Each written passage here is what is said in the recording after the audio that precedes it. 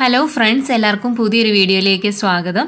അപ്പോൾ ഇന്നത്തെ വീഡിയോയിൽ നമ്മുടെ വീട്ടിൽ വയലറ്റ് പയറുണ്ടായിട്ടുണ്ടായിരുന്നു. അതും നമ്മുടെ കൂർക്ക ഉണ്ടായി തുടങ്ങിയിട്ടുണ്ട്. അത് ഞാനിന്ന് നിങ്ങളെ കാണിച്ചു തരാം. അപ്പോൾ വീഡിയോയിലേക്ക് എല്ലാവർക്കും സ്വാഗതം. ഈ വീഡിയോ എല്ലാവരും കാണണേ. ഈ വീഡിയോ ഏകദേശം ഒരു 30,000 വ്യൂസ് എങ്കിലും ആക്കി തരണേ. എനിക്ക് ഇതുവരെ യൂട്യൂബിൽ നിന്ന് ഒരു ഏണിങ്സും കിട്ടിയിട്ടില്ല. അതുകൊണ്ട് തന്നെ നിങ്ങൾ ഈ വീഡിയോ എല്ലാവർക്കും ഒന്ന് ഷെയർ ചെയ്ത് കൊടുക്കണം. എൻ്റെ മറ്റ് വീഡിയോസും കാണണം. അപ്പോൾ ഇതാണ് നമ്മുടെ വീട്ടിലുണ്ടായിട്ടുള്ള വയലറ്റ് പയർ. ഈ ഒരു വയലറ്റ് പയറുണ്ടായത് ഒരു വലിയൊരു കഥയാണ്. കാരണം ഞാൻ ഒരു ഹൈബ്രിഡ് വിത്ത് പയറിൻ്റെ കുറച്ച് മേടിച്ചിട്ടുണ്ടായിരുന്നു. അപ്പോൾ ആ സമയത്ത് എനിക്ക് അതിനകത്ത് മീറ്റർ പയർ എന്നാണ് അതിനകത്ത് എഴുതിയിട്ടുണ്ടായിരുന്നത്. അപ്പം ഞാനത് പിന്നെ പാകി കിളിപ്പിക്കാമെന്നൊക്കെ പറഞ്ഞിട്ട് വെച്ചിരുന്നു. അപ്പോൾ അങ്ങനെ ഒരു ദിവസം നോക്കിയ സമയത്ത് അത് കേടായി വന്നു. അപ്പോൾ കേടായി വന്ന സ്ഥിതിക്ക് ഞാനത് ചുമ്മാ ഒന്ന് പാകി നോക്കിയതാണ്. അപ്പോൾ അങ്ങനെ കിളിർത്ത് വന്നതാണ്. അപ്പോൾ അത് ഞാൻ ഇങ്ങനെ നട്ടുവെച്ചു. അപ്പോൾ ഈ ഒരു പയറൊക്കെ എന്ന് പറഞ്ഞാൽ ഇത് ഞാൻ കടയിൽ നിന്ന് വയലറ്റ് പയർ തോരൻ വയ്ക്കാൻ മേടിച്ചിട്ടുണ്ടായിരുന്നു. അപ്പോൾ അതിനകത്തൊന്ന് വെറുതെ ഞാനൊന്ന് പാകി കിളിപ്പിച്ചാണ്. അത് അതുപോലെ തന്നെ ഞാനൊന്ന് ജസ്റ്റ് ഒന്ന് വെയിലത്ത് വെച്ചൊന്ന് ഉണക്കി എന്നിട്ട് കുറച്ച് നേരം വെള്ളത്തിലൊക്കെ ഒന്ന് കുതിർത്തിട്ടൊന്ന് പാകി കിളിപ്പിച്ചാണ്. അപ്പോൾ അതാണ് ഈ നിൽക്കുന്നത്. അപ്പോൾ രണ്ട് തരത്തിലുള്ള വയലറ്റ് പയർ നമുക്കിവിടെ നിൽപ്പുണ്ട്. അപ്പോൾ അത്യാവശ്യം നല്ല ഇതിനകത്തെല്ലാം തന്നെ കായ്കളുമായി വന്നിട്ടുണ്ട്. ഞാനിത് ഇടയ്ക്കൊന്ന് പറിച്ച് കളയാമെന്ന് വിചാരിച്ചതാണ്. പക്ഷേ ഇപ്പോൾ ഇതിനകത്ത് എന്തായാലും കായ്കളൊക്കെ ആയി വരുന്നുണ്ട്. ഇത് കണ്ടോ, ഇത് ചെറിയ രീതിയിലായിട്ട് വയലറ്റ് പയർ ഉണ്ടായി തുടങ്ങിയതാണ്. ഈ പയർ ആദ്യം ഉണ്ടാകുന്ന സമയത്ത് ഒരു പച്ച കളറാണ്. പിന്നെ പതുക്കെ ഇതിനകത്തൊരു വയലറ്റ് കളറായി വരും. അപ്പോൾ ഇതിൻ്റെ പൂവാണ് ഇത്. സാധാ പയറിൻ്റെയൊക്കെ പൂവെന്ന് പറഞ്ഞാൽ ഒരു നീല കളറല്ലേ. അപ്പോൾ ഇതിനകത്ത് ഒരു നീലയുടെ കൂടെ ഒരു വയലറ്റ് ഷെയ്ഡോടും കൂടി വരുന്നുണ്ട്. അങ്ങനെയാണ് ഇതിൻ്റെ പൂവുള്ളത്. അപ്പം അത്യാവശ്യം നമുക്ക് ഇതിനകത്തൊരു വയലറ്റ് പയറൊക്കെ ഉണ്ടായി കിട്ടുന്നുണ്ട്. അപ്പം ഞാൻ ഒരു വയലറ്റ് പയർ നിർത്തിയിട്ട് ബാക്കി പയർ പാകാനായിട്ട് എടുക്കാനായിട്ടാണ് ഉദ്ദേശിച്ചിട്ടുള്ളത്.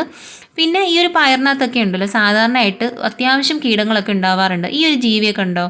ഇത് നമ്മുടെ ഈ ഒരു പ്രകൃതിയുടെ ഒരു പ്രകൃതിയുടെ ഓരോരോ കലാവികൃതികളാണെന്ന് തന്നെ പറയാം. കാരണം എന്താണെന്ന് വെച്ചാൽ ഇതിനകത്ത് ഈ പയറിൻ്റെ തണ്ടിൻ്റെ ആ ഒരു ഷേപ്പിൽ വരുന്നൊരു ജീവിയുണ്ട്. അതാണ് സ്ഥിരം ഈ പയറിനെ ആക്രമിച്ചുകൊണ്ടിരിക്കുന്നത്. അത് വന്നിട്ട് ഈ ഒരു പയറിൻ്റെ തണ്ടിൻ്റെ നീരങ്ങ് ഊറ്റി കുടിക്കും. അങ്ങനെ ഇത് പതുക്കെ പയർ വാടാൻ തുടങ്ങും. അതൊരു ഭയങ്കര ശല്യമാണ്. പിന്നെ മുഞ്ഞയും അത്യാവശ്യം ഒരു മഴ സമയമൊക്കെ ആവുന്ന സമയത്ത് കണ്ടില്ലേ ഇതിനകത്തിരിക്കുന്നത്. അത് നമ്മൾ ആദ്യം തന്നെ ഇങ്ങനെ എടുത്ത് കളഞ്ഞില്ല എന്നുണ്ടെങ്കിൽ അതിങ്ങനെ പതുക്കെ ആ ഒരു തണ്ട് മൊത്തം അങ്ങ് വ്യാപിച്ചു വരും. ഇപ്പം നമ്മൾ കഞ്ഞിവെള്ളത്തിൽ ചാരമൊക്കെ കലക്കി ഒഴിച്ചു കൊടുക്കുന്നത് നല്ലതാണ്. ഇപ്പം നമുക്ക് എപ്പോഴും ഇങ്ങനെയൊന്നും ചെയ്യാൻ സമയം കിട്ടിയില്ല എന്നുണ്ടെങ്കിൽ നമ്മൾ രാവിലെയൊക്കെ എഴുന്നേൽക്കത്തില്ലേ, കോഫിയൊക്കെ കുടിക്കുന്ന സമയത്ത് ജസ്റ്റ് നമ്മൾ ഈ ഒരു പച്ചക്കറി തോട്ടത്തിലൊക്കെ ഒന്ന് നടക്കുന്ന സമയത്ത് ഇതിനകത്തേക്ക് ആ ഒരു കീടങ്ങളെയൊക്കെ കൈയോടെ തന്നെ നമ്മൾ കൈകൊണ്ട് തന്നെ നശിപ്പിക്കുന്നതായിരിക്കും ഏറ്റവും നല്ലത്. അപ്പോൾ ഇന്ന് നമ്മൾ ഈ ഒരു പയറുണ്ടല്ലോ, ഈ പയറിൽ ഞാൻ ഒരെണ്ണം അടർത്തിയെടുക്കുകയാണ്. അപ്പോൾ അത്യാവശ്യം ഈ രണ്ട് പയറിലും അത്യാവശ്യം ഒരു 15 മണിയോളം ഉണ്ടായിരുന്നു. അപ്പോൾ ഇത് അത്യാവശ്യം നല്ല നീണ്ട പയറുമാണ്. അപ്പോൾ ഇത് ഞാൻ വീഡിയോ എടുക്കാൻ വേണ്ടിയിട്ട് ലേറ്റാക്കി വെച്ചിരുന്നതാണ്. അങ്ങനെ ഇതങ്ങ് ഒത്തിരി വിളഞ്ഞു പോയി. അപ്പോൾ എന്തായാലും അതിലൊരു ചെറിയ പയർ, നീളമുള്ള പയർ ഞാൻ അവിടെ നിർത്തിയേക്കാണ്. മറ്റേ പയർ എന്തായാലും നമുക്ക് കറിയിലോ എന്തെങ്കിലുമൊക്കെ ഇടാമെന്ന് വെച്ചു. അടുത്ത പ്രാവശ്യം ഇനി ഇത് കുറേ തൈകളാക്കണം.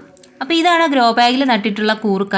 അപ്പോൾ ഞാനിതിന് മുന്നേ ഒരു 2 വീഡിയോ ആണ് കൂർക്കയുടെ ചെയ്തിട്ടുള്ളത്. ഒന്ന് നിലത്ത് കൂർക്ക നടുന്ന രീതിയും പിന്നെ നമ്മുടെ ഈ കൂർക്കയൊക്കെ നട്ടിട്ടുള്ളതിന് എങ്ങനെയാണ് വളമൊക്കെ കൊടുക്കുന്നതെന്നുള്ളതും. അത് ഞാൻ ഈ ഒരു റീസെൻ്റ് ആയിട്ട് ഞാൻ ആ ഒരു വീഡിയോ ചെയ്തിട്ടുണ്ട്. അപ്പോൾ അത് നിങ്ങൾ നോക്കിയാൽ മനസ്സിലാവും. അപ്പോൾ ഇത് നമ്മുടെ ഗ്രോ ബാഗിലായിട്ട് നമ്മൾ റോഡ് സൈഡിൽ വെച്ചിട്ടുണ്ടായിരുന്നതാണ്. അപ്പോൾ ഇതിനകത്ത് ഏകദേശം കൂർക്ക ആയി തുടങ്ങിയിട്ടുണ്ട്. അപ്പോൾ സാധാരണ പലരും പറയുന്നത് ഈ കൂർക്ക നട്ടിട്ട് ഒരു 3-4 മാസമൊക്കെ കഴിയുമ്പം പറിച്ചെടുക്കാമെന്നാണ് പറയുന്നത്. പക്ഷേ ഞാൻ മനസ്സിലാക്കിയത് ഏകദേശം ഒരു 7-8 മാസമൊക്കെ എടുക്കും കൂർക്ക നന്നായിട്ട് വിളഞ്ഞ് കിട്ടാൻ വേണ്ടിയിട്ട്. ഇപ്പം നിങ്ങളിത് കണ്ടില്ലേ, ഈ ഒരു വലുപ്പത്തിലൊക്കെയാണ് ഇപ്പം നമുക്കിവിടെ കൂർക്കയായി വന്നിട്ടുള്ളത്. അത്യാവശ്യം നന്നായിട്ട് ഇതിനകത്ത് കൂർക്ക ഇങ്ങനെ ഒത്തിരിയായിട്ട് കിട്ടിയിട്ടുണ്ട്. അപ്പോൾ ഇത് ഇനിയും അത്യാവശ്യം ഒന്ന് വലുതായി വരണമെങ്കിൽ ഒരു 2 മാസം കൂടിയൊക്കെ കഴിയണം. അപ്പോൾ ഞാൻ അതിൻ്റെ ഒരു വിളവെടുപ്പ് വീഡിയോ ഒക്കെ നിങ്ങളെ കാണിക്കുന്നതായിരിക്കും. അപ്പോൾ ഇത് പലരും പറയുന്നത് 3 മാസം 4 മാസം എന്നൊക്കെ പറയും. പക്ഷേ ഞാൻ എന്തായാലും ഇതൊരു 7-8 മാസമൊക്കെ ആകുമ്പോഴാണ് ഇത് എടുക്കാറുള്ളൂ. അപ്പോൾ ഇതിന് മുന്നേ നമ്മൾ വീട്ടിൽ കൂർക്ക ഈ പച്ചക്കറി വേസ്റ്റിലൊക്കെ ഉണ്ടായിരുന്ന സമയത്തൊന്ന് കിളിർത്ത് വന്നിട്ടുണ്ടായിരുന്നു. അപ്പോൾ അതിങ്ങനെ വെറുതെ സ്പ്രെഡായി വന്നു. നമ്മളതിന് മണ്ണ് വെട്ടിക്കൊടുക്കുകയോ ഒന്നും ചെയ്തിട്ടുണ്ടായിരുന്നില്ല. അങ്ങനെ അതിൻ്റെ ഇലയൊക്കെ മഞ്ഞളിച്ച് കഴിഞ്ഞ് വന്ന സമയത്ത് നമ്മൾ ഒരു പ്രാവശ്യം ഒന്ന് വിളവെടുത്ത് നോക്കി. അപ്പോൾ അത്യാവശ്യം നല്ല കൂർക്ക കിട്ടി. അത് നല്ല ഫ്രഷ് കൂർക്ക, നല്ല ടേസ്റ്റ് ഉണ്ടായിരുന്നു അതിന്.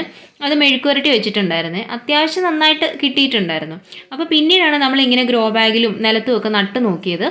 അപ്പോൾ എന്തായാലും ഈ ഒരു കൂർക്കയുടെ വിളവെടുപ്പ് ഞാൻ നിങ്ങളെ എന്തായാലും വീഡിയോ ആക്കിയിട്ട് കാണിക്കുന്നതായിരിക്കും. അപ്പം ദേ കണ്ടില്ലേ, ഇത് നിലത്തോട്ട് താഴോട്ട് ഇതിൻ്റെ ഒരു തണ്ടൊക്കെ പോയിട്ടുള്ളതാണ്. അപ്പോൾ ഇതിനകത്ത് നമ്മളൊന്നും മണ്ണ് വെട്ടിക്കൂട്ടുകയോ ഒന്നും ചെയ്തിട്ടുള്ളതല്ല. പക്ഷേ ഇതിനകത്ത് കൂർക്ക ഉണ്ടായി നിൽക്കുന്ന കണ്ടില്ലേ, അത്യാവശ്യം നന്നായിട്ട് തന്നെ ഇതിനകത്തെല്ലാം കൂർക്ക ഉണ്ടായി വന്നിട്ടുണ്ട്. ഇതാണ് എനിക്ക് കൂർക്ക കൃഷിയിൽ തോന്നിയിട്ടുള്ളൊരു മേന്മ. ചുവട്ടിലും കിഴങ്ങുണ്ടാവും, അതുപോലെ തണ്ടിലും ധാരാളമായിട്ട് കിഴങ്ങുണ്ടാവും. ഈ അടതാപ്പിൻ്റെയൊക്കെ കൂട്ട് തന്നെ. അപ്പോൾ അത്യാവശ്യം നന്നായിട്ട് കണ്ടില്ലേ, ഇത് താഴേക്ക് പോയിട്ടുള്ള തണ്ടാണ്. ഇതിലും ധാരാളമായിട്ട് ഇങ്ങനെ കായ്കൾ ഉണ്ടായിട്ടുണ്ട്. അപ്പോൾ ഇനി ഇത് കുറച്ചും കൂടെ കഴിയും. അപ്പോൾ ഇത് നല്ല വലുപ്പത്തിലൊക്കെ എത്തുമ്പോൾ ഞാൻ നിങ്ങളെ കാണിച്ചു തരാം. അപ്പോൾ ഈ ഒരു കൂർക്കയുണ്ടല്ലോ, അപ്പോൾ ഇത് എന്തായാലും നിങ്ങൾക്ക് ക്ലിയർ ആയിട്ട് കാണുന്നുണ്ടെന്നാണ് ഞാൻ വിചാരിക്കുന്നത്. അപ്പോൾ ഇവിടെ ഒരു മഴയുടെ ഒരു ലക്ഷണമുണ്ട്. അപ്പോൾ അതുകൊണ്ടാണ് ചെറിയൊരു വെട്ടക്കുറവുണ്ടെന്ന് എനിക്ക് തോന്നുന്നു. അപ്പോൾ അത്യാവശ്യം ഞാൻ ഈ ഒരു കൂർക്കയ്ക്കൊക്കെ ചെയ്ത് കൊടുത്തിട്ടുള്ളതെന്ന് വെച്ചാൽ ഈ ഒരു ചാരമൊക്കെ ഉണ്ടല്ലോ, ചാരമൊക്കെയാണ് ഇട്ട് കൊടുത്തിട്ടുള്ളത്. അപ്പോൾ ഇതുപോലൊരു ചെറിയ തണ്ട് ഒടിച്ചു കുത്തിയതാണ് ഈ ഒരു ഗ്രോ ബാഗിലൊക്കെ. അതാണ് ഇത്രയും സ്പ്രെഡായിട്ട് വളർന്നു വന്നിട്ടുള്ളത്. അപ്പോൾ നമ്മൾ കൂർക്ക കൃഷി ചെയ്യുന്നത് തണ്ടും ഇതുപോലെ തന്നെ ഒടിച്ചു കുത്തിയെടുക്കാം. അതല്ലാന്നുണ്ടെങ്കിൽ കായ്കളും നമുക്ക് നട്ടിട്ട് അങ്ങനെയാണെങ്കിൽ നമുക്ക് വളർത്തിയെടുക്കാൻ സാധിക്കുന്നതാണ്. അപ്പോൾ അതിൻ്റെ ഒരു ഡീറ്റെയിൽഡ് വീഡിയോ ആയിട്ട് ഞാൻ ചെയ്തിട്ടുണ്ട്. അപ്പോൾ ആ ഒരു വീഡിയോ ഞാൻ വീഡിയോയുടെ അവസാനം ഞാൻ കൊടുത്തേക്കാം. അപ്പോൾ ഇതുപോലെയുള്ള ഈ ഗ്രോ ബാഗുകളിലൊക്കെയാണ് നട്ടിട്ടുള്ളത്. ഈ ഒരു ഗ്രോ ബാഗൊക്കെ ഉണ്ടല്ലോ, ഇതെല്ലാം പൊട്ടി പാളീസായിട്ടുള്ള 2 ഗ്രോ ബാഗുകളാണ്. അപ്പോൾ നമ്മൾ ഈ കൃഷിയൊക്കെ ചെയ്യുന്ന സമയത്ത് ഒത്തിരി വലിയ വേര് വരുന്നതൊക്കെ അത്യാവശ്യം നല്ല ഗുണമേന്മയുള്ള ഗ്രോ ബാഗിൽ നടും. പിന്നെ ഇതുപോലെയൊക്കെ കേടായൊക്കെ ഉള്ളത് ഇതുപോലെയൊക്കെ കിഴങ്ങൊക്കെ നടാനായിട്ട് നമ്മൾ ഉപയോഗിക്കുന്നതാണ്. പിന്നെ കഴിഞ്ഞ ദിവസം ഞാൻ പാവൽ കൃഷിയുടെ ഒരു വീഡിയോ കാണിച്ചിട്ടുണ്ടായിരുന്നല്ലോ, അപ്പോൾ അതാണ് ഇത്. ഇതെല്ലാം അത്യാവശ്യം നന്നായിട്ട് തന്നെ വളർന്നു വരുന്നുണ്ട്. ഇപ്പം പാവലിന് ഇപ്പം നമ്മൾ ചെയ്ത് കൊടുക്കുന്ന ഒരു വളമെന്ന് വെച്ചാൽ സ്ലറികളാണ് ഒഴിച്ചു കൊടുക്കുന്നത്. അതിപ്പം ചാണകവെള്ളമൊക്കെ ഉണ്ടെങ്കിൽ അത് നമുക്ക് ഡൈല്യൂട്ട് ചെയ്തിട്ട് ഇതിൻ്റെയൊക്കെ ചുവട്ടിൽ ഒഴിച്ചു കൊടുക്കാം. അപ്പം എന്തൊഴിച്ചു കൊടുത്താലും ഇതിൻ്റെ തണ്ട് അകറ്റിയിട്ട് വേണം ഒഴിച്ചു കൊടുക്കാൻ. അല്ലെങ്കിൽ ഇതിൻ്റെ തണ്ടൊക്കെ പെട്ടെന്ന് കേടായി പോവും, അഴുകി പോകാനുള്ള സാധ്യതയുണ്ട്. അപ്പോൾ നിങ്ങൾക്ക് ചാണകമൊന്നും ഇല്ലയെന്നുണ്ടെങ്കിൽ പച്ചിലകളൊക്കെ ഇല്ലേ, ചീമക്കൊന്നയുടെ ഇല അല്ലെങ്കിൽ ഈ വാഴയില, ഇതൊക്കെ വെറും വെള്ളത്തിലോ അല്ലെങ്കിൽ കഞ്ഞിവെള്ളത്തിലോ ഒക്കെ നമുക്ക് ഒരു 5-6 ദിവസമൊക്കെ ഇട്ട് വെച്ച് കഴിഞ്ഞാൽ അതൊരു സ്ലറി രൂപത്തിൽ വരും. എന്നിട്ട് ഒരു കപ്പിന് ഒരു 3 കപ്പ് വെള്ളം ഒഴിച്ചിട്ട് നന്നായിട്ട് നേർപ്പിച്ചിട്ട് വേണം നമ്മൾ ഒഴിച്ചു കൊടുക്കാൻ. അല്ലെങ്കിൽ ഡയറക്റ്റായിട്ട് നമ്മളത് ഒഴിച്ചു കൊടുക്കുകയാണെങ്കിൽ ഇതെല്ലാം പെട്ടെന്ന് അങ്ങ് കരിഞ്ഞു പോകും. ഈ ഒരു പാവൽ കണ്ടോ, ഇത് ഞാൻ മുന്നേ ഒരു വിളവെടുത്തിട്ടുള്ളൊരു വീഡിയോയിൽ കാണിച്ചിട്ടുള്ളതാണ്. അത് മാത്രമല്ല ഈ വീഡിയോയ്ക്ക് തൊട്ട് മുന്നേ ഞാനൊരു വീഡിയോ കാണിച്ചിട്ടുണ്ടായിരുന്നല്ലോ പാവൽ കൃഷിയിൽ. അതിൽ പാകി കിളിപ്പിച്ചിട്ടുള്ള പാവയ്ക്ക ഈ ഒരു പാവലിൽ നിന്നാണ് ഞാൻ എടുത്തിട്ടുണ്ടായിരുന്നത്. ഇത് വള്ളിച്ചീര അല്ലെങ്കിൽ മലബാർ ചീര, ബസള ചീര എന്നൊക്കെ പറയുന്ന ഒരു ചീരയാണ്. അപ്പോൾ ഇത് ഞാനിപ്പോൾ നിങ്ങളെ കാണിക്കാൻ കാരണം ഇതിനകത്ത് ഇപ്പോൾ ധാരാളമായിട്ട് കായ്കളായി തുടങ്ങിയിട്ടുണ്ട്.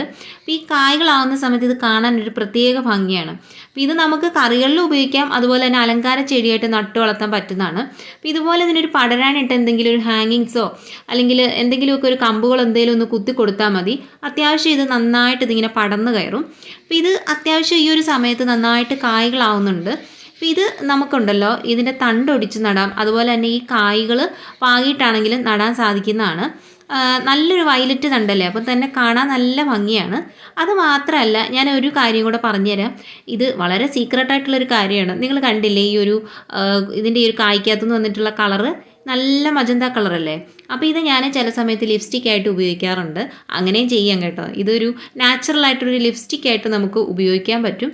അത്യാവശ്യം നല്ലൊരു കളറെന്ന് വെച്ചാൽ നല്ല കളറാണിത്. പിന്നെ ഇതിൻ്റെ കുരു ആണെങ്കിൽ ചിലർ ജ്യൂസൊക്കെ അടിച്ച് കുടിക്കുക എന്നൊക്കെ കേട്ടിട്ടുണ്ട്. അതൊരു കേട്ടറിവ് മാത്രമാണ്, എനിക്കതിനെക്കുറിച്ച് കൂടുതലായിട്ട് അറിയത്തില്ല. പക്ഷെ ഞാനൊരു ദിവസം ഇതിൻ്റെ കായ ഒന്ന് തിന്ന് നോക്കിയ സമയത്ത് ഒരു കയ്പ്പ് രുചിയാണ് എനിക്ക് കിട്ടിയിട്ടുണ്ടായിരുന്നത്. അപ്പോൾ അത് ഞാൻ ചെയ്ത് നോക്കിയിട്ടില്ല. അപ്പോൾ അങ്ങനെ ചെയ്ത് നോക്കിയിട്ടുള്ളവരുണ്ടെങ്കിൽ ഒന്ന് കമൻ്റായിട്ട് അറിയിക്കണേ. അപ്പോൾ ഇത് കണ്ടോ, ഇതിൻ്റെ ചെറുതായിട്ട് ഇങ്ങനെ എത്ത് പൊട്ടി വരികയാണ്. അപ്പോൾ കഴിഞ്ഞ പ്രാവശ്യമൊക്കെ ഞാൻ ഇതിനകത്തുനിന്ന് കുറേ ഇതിൻ്റെ ഇളം തണ്ടുകളാണ് തോരൻ വയ്ക്കാൻ എടുത്തിട്ടുണ്ടായിരുന്നത്. അപ്പോൾ അതിന് ശേഷം ഇതിങ്ങനെ വീണ്ടും പൊട്ടി വളരുന്നതാണ്. അപ്പോൾ ഇതിൻ്റെ ഈ മൂത്ത ഇലകളൊക്കെ എടുത്തു കഴിഞ്ഞാൽ ഉണ്ടല്ലോ ഇത് നന്നായിട്ട് കായ്ക്കും. അപ്പോൾ അതുകൊണ്ട് ഞാൻ ഇളം തണ്ടുകൾ ഞാൻ എടുക്കാറുള്ളത്. അപ്പോൾ ഇത് നമ്മുടെ ചീരകൃഷിയാണ്. ഞാൻ ഈ ഒരു പ്രാവശ്യം ഞാനൊരു 2 ചെടിച്ചട്ടിയിൽ മാത്രമായിട്ട് ഇച്ചിരി ചീര അരിയുടെ പാകിയിട്ടുണ്ടായിരുന്നു. അപ്പോൾ അങ്ങനെ കിളിപ്പിച്ചെടുത്താണ്. അപ്പോൾ ചീര നമുക്ക് ചാണകപ്പൊടി ഇല്ലാതെ എങ്ങനെ നമുക്ക് വളരെ എളുപ്പത്തിൽ വളർത്തിയെടുക്കുക എന്നുള്ളതിൻ്റെ ഒരു വീഡിയോ ഞാൻ ചെയ്തിട്ടുണ്ട്. അത് ഏകദേശം ഒരു 27,000 പേരോളം കണ്ടിട്ടുള്ള ഒരു യൂസ്ഫുൾ ആയിട്ടുള്ളൊരു വീഡിയോ ആണ്. അപ്പോൾ ആ വീഡിയോയുടെ ലിങ്ക് ഞാൻ ഈ വീഡിയോയുടെ അവസാനം കൊടുത്തേക്കാം. നിങ്ങൾ എല്ലാവരും ഒന്ന് കണ്ടു നോക്കണം. വളരെ യൂസ്ഫുള്ളാണ്. സിറ്റിയിലുള്ളവർക്കും എല്ലാം തന്നെ വളരെ പെട്ടെന്ന് തന്നെ ചെയ്യാൻ പറ്റുന്നതാണ്.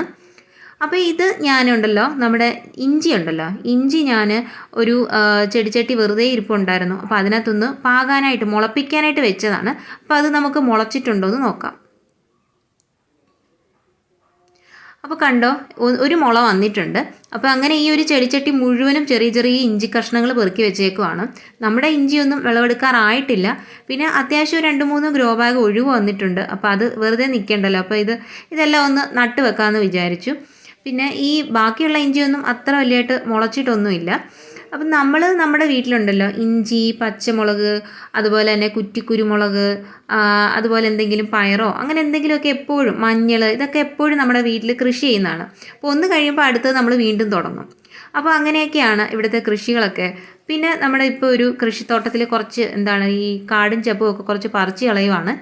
അപ്പോൾ അങ്ങനെ കുറച്ച് ക്ലീനിങ് ഒക്കെയാണ്. ഈ ക്ലീൻ ചെയ്ത് കിട്ടുന്ന ഈ പച്ചിലകളൊക്കെ ഉണ്ടല്ലോ, അത് നമ്മൾ ചെയ്യുന്നത് ഡയറക്റ്റായിട്ട് നമ്മൾ ഈ ഒരു ബക്കറ്റിൽ കരിയില കമ്പോസ്റ്റ് ഉണ്ടാക്കാനായിട്ട് വെച്ചിട്ടുണ്ട്. അപ്പോൾ അതിനകത്തോട്ട് ഇട്ട് കൊടുക്കും. അപ്പോൾ അടുത്ത പ്രാവശ്യം തൂത്ത് കിട്ടുന്ന കരിയില വീണ്ടും അതിൻ്റെ മുകളിലേക്ക് വെച്ച് കൊടുക്കും.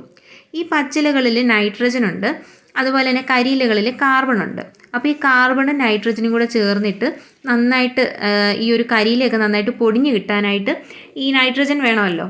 അങ്ങനെ ഇത് നല്ലൊരു കരിയില കമ്പോസ്റ്റായിട്ട് കിട്ടും. പിന്നെ ഈ ഒരു ചേമ്പൊക്കെ ആണെങ്കിൽ ചാക്കിലെ ചേമ്പിൻ്റെ വീഡിയോ ഞാൻ ചെയ്തിട്ടുള്ളത് ഏകദേശം ഒരു 1,00,000-ഓളം പേര് ആ ഒരു വീഡിയോ കണ്ടിട്ടുണ്ട്. അതിനെനിക്ക് ഒത്തിരി എല്ലാവരോടും എനിക്ക് നന്ദിയുണ്ട്, കടപ്പാടുണ്ട്. അപ്പോൾ ഞാൻ ചേമ്പിൻ്റെ തണ്ടെല്ലാം ഒന്ന് ഒടിച്ചു വെച്ച് കൊടുത്തേക്കാണ്. അപ്പോൾ അത് വിളവെടുക്കാറായിട്ടുണ്ട്. ആ ഒരു വീഡിയോ ഞാൻ തീർച്ചയായിട്ടും നിങ്ങളെ കാണിക്കുന്നതായിരിക്കും.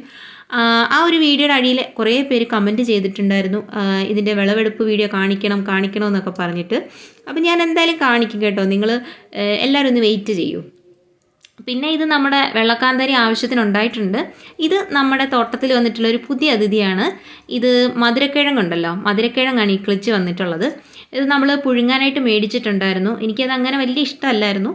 അപ്പം ജസ്റ്റ് ഒന്ന് ചെറുതായിട്ടൊന്ന് കുഴിച്ച് വെച്ച് നോക്കി. അത് വലിയൊരു കഷ്ണമൊന്നുമല്ല, അതിൻ്റെ ആ ഒരു ഭാഗം ഉണ്ടല്ലോ, അത് ചെറുതായിട്ടൊന്ന് കുഴിച്ച് വെച്ച് നോക്കിയതാണ്. 2-3 എണ്ണമൊക്കെ ഉണ്ടായിരുന്നു. അപ്പോൾ മഴ സമയത്തെല്ലാം അഴുകിപ്പോയെന്നാണ് വിചാരിച്ചത്.